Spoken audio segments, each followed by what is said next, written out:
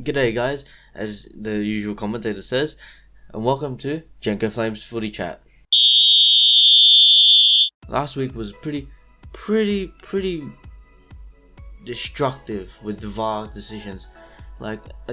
Lots and lots of red cards were handed out. There was at least 6 yellow cards in the whole entire round, and I'm pretty sure it was the most red carded round ever in the Hyundai A-League. So, which is unbelievable. Let's get started with this straight away. First game we have is Adelaide versus Western Sydney Wanderers. What can I say? Adelaide they won 2-0 with Ryan Kitto having a double.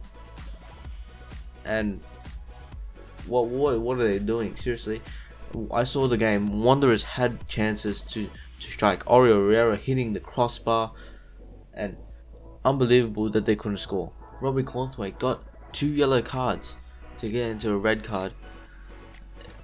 His face, infuriating. Telling you right now, it's infuriating. And also Ben Garusio for Adelaide United got a red card on the 77th minute, which I saw I don't think wasn't a straight red, but red's a red. You can't argue with a ref. That game, besides 2-0, the possession was almost split. Like seriously, Adelaide had 49% and Wanderers had 51%. That was almost split to the 50. Next match we had was all the way in New South Wales, Sydney FC versus Brisbane Roar. Sydney FC winning at 3-1, A-League champions and FFA Cup champions right now. So I'm guessing they're keeping their momentum going. These are the goal scorers for Sydney FC. David Carney, Adrian Majeski, and Sebastian Ryle. With Brisbane Roar only having 1 goal in the 93rd minute, almost at full time, was Jack Hinger. Sydney FC failing to keep a clean sheet. Again, there were yellows and red cards amongst this match, and Matt Simon and Papadopoulos both got red cards for the challenge that they both went into, which is quite ridiculous. But other than that, Sydney FC were dominating in the air with 64% in the air.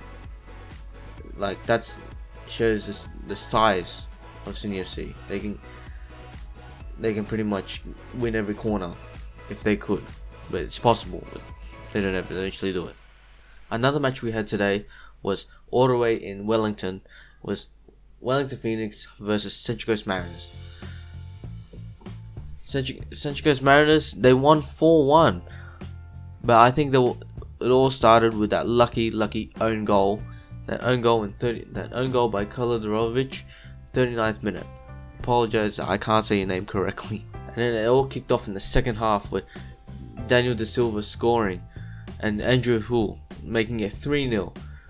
Then Dario Vidicic scored in the 71st minute, making it 3-1, and Chand Bahaja making it 4-1 in the 93rd minute. A last minute goal to seal, but I'm pretty sure it was already sealed when it was at 3-1. Next match we have is all the way in Melbourne, was Melbourne City versus Perth Glory.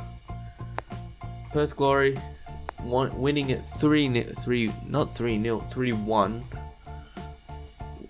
and the goals that came through was pretty good, especially that last goal by Mitchell Malia, taking off the last guy of defense of City and running it the full, not full but half full pitch, and then just putting it past the keeper. Brilliant. Anyway, here the goal scorers were Perth Glory, Mitch Nichols in the 12th minute, Xavi Torres in the 43rd, and Mitchell Malia in the 83rd minute. The goal for Melbourne City was from Ross McCormack, 31st minute. Red cards raining down out of the sky today, and it was a red card for Osama Milik. I think he got a red card for his hair. Seriously.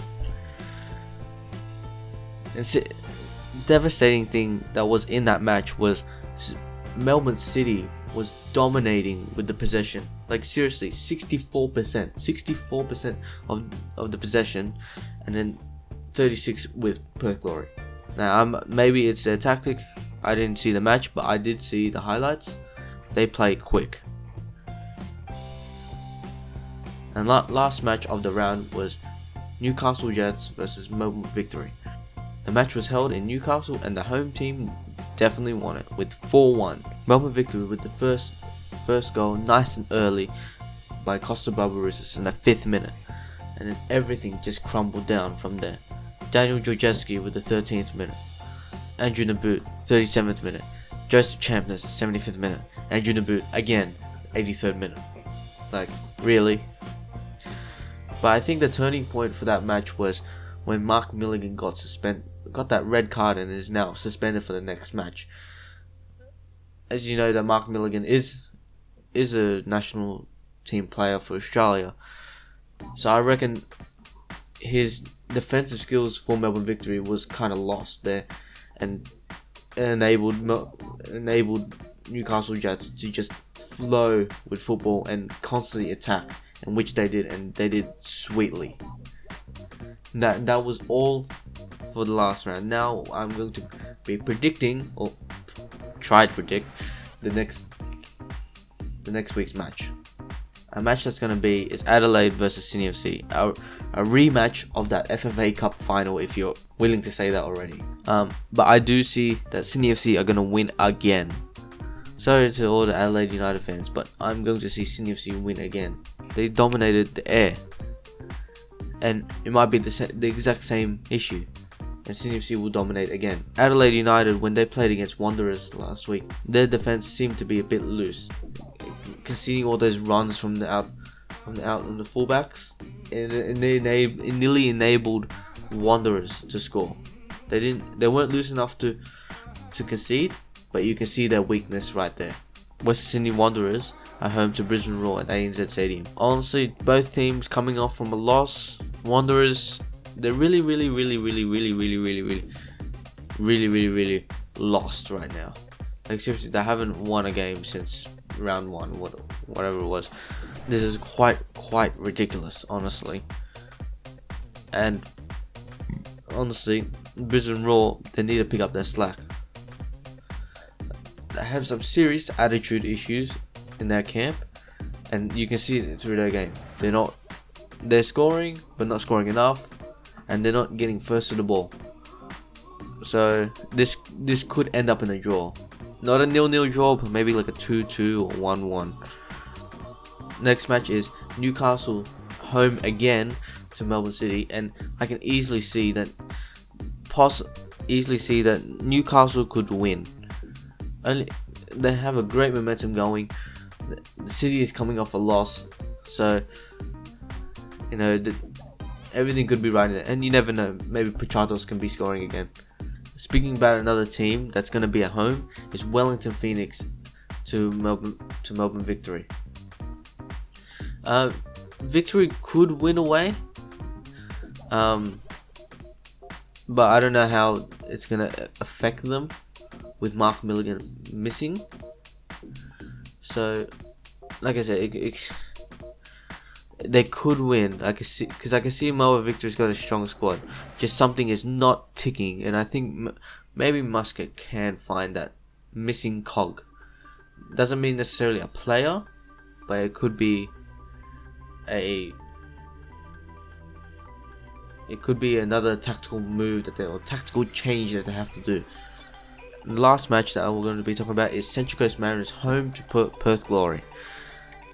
Honestly, they're both really great teams. I can see possibly a draw, most likely a draw. But if there was going to be a winner, I can see Central Coast Mariners win. Daniel De Silva is a great player, and he could be doing a huge impact. Just a recap of everything that I just said right there is Adelaide versus Sydney FC. Sydney FC to win. Western Sydney Wanderers versus Brisbane Roar, and I can see a ball draw with that. Newcastle Jets home to Melbourne City, and Newcastle Jets could be massively winning this match with Dim Pachatos on fire form. Wellington